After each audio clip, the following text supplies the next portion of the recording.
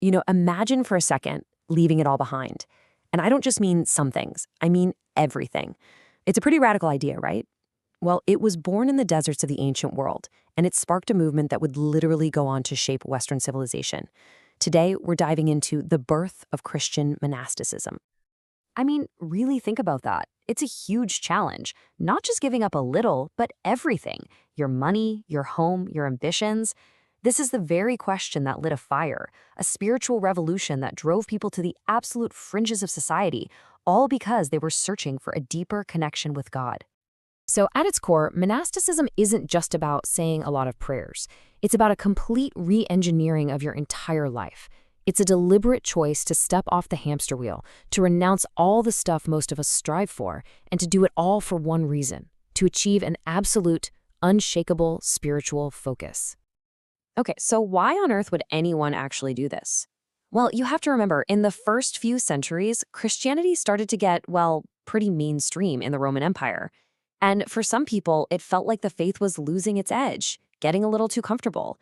They felt a pull towards something more intense, a desire to really live like Christ did, with his poverty, his prayer, his total detachment from worldly things, and to do it as literally as possible. And where do you go for a radical retreat like that?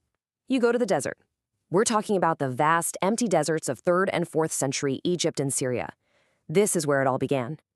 These early pioneers, known as the Desert Fathers and Mothers, they went out there, not just for some peace and quiet, but to really confront their own inner demons and find God in that profound, crushing silence. And the person who really lit the fuse on this whole movement was a guy named Anthony the Great. He was a young man from a wealthy family, and one day he was so struck by the Gospels that he just did it. He sold everything he owned, gave all the money to the poor, and walked straight out into the Egyptian desert. His story became the stuff of legend, inspiring thousands of others and pretty much creating the blueprint for the Christian hermit. But let's be real, a life of total, complete solitude is incredibly hard. I mean, it's just not for everyone. So a new question started to bubble up. Could this radical devotion be lived out together? And that question right there led to one of the most important shifts in the entire history of monasticism: the move from being an individual hermit to being part of a community. So out of this, 2 main paths or models started to form. First, you still got the eremitic life. That's the solitary hermit, the path of St. Anthony.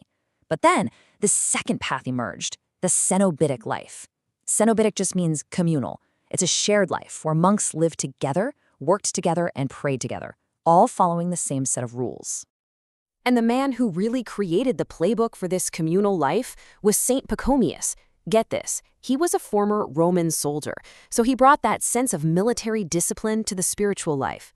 He organized the very first structured monastic communities in Egypt and introduced a rule, basically a daily schedule, that governed everything from prayer times to manual labor. He created a self-sustaining, organized spiritual brotherhood.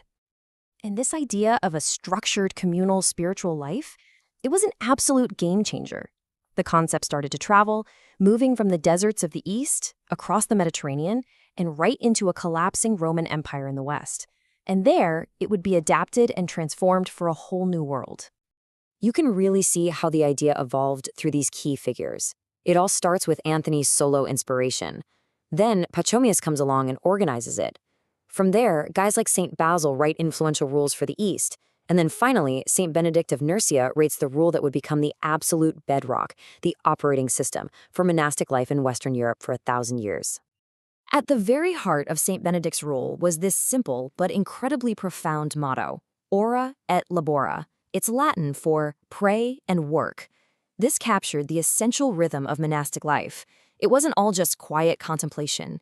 It was about creating a balance between the spiritual and the practical, making the whole day holy, whether you were praying in the chapel or working in the fields or the library. Now, if you wanted to commit to this life, you had to take 3 foundational vows. First, poverty. You owned absolutely nothing personally. Second, chastity, a lifelong commitment to celibacy. And third, obedience. You had to submit your own will to God and the rules of the community. These 3 vows were the pillars that held up a monk's entire existence. But here's where the story gets even bigger, because the impact of these communities went way beyond their own walls. As the Roman Empire crumbled and Europe fell into a really dark, unstable period, these monasteries became these unlikely islands of stability. In fact, they became the guardians of civilization itself. And what they accomplished was just immense. I mean, in a world with no printing presses or public libraries, it was the monks in their little writing rooms, the scriptoriums, who painstakingly copied and preserved ancient texts. And not just the Bible. We're talking classical works of philosophy, science, and literature that would have just vanished otherwise. They were the first universities, the first hospitals, and the first social safety nets, all while spreading their faith across the entire continent.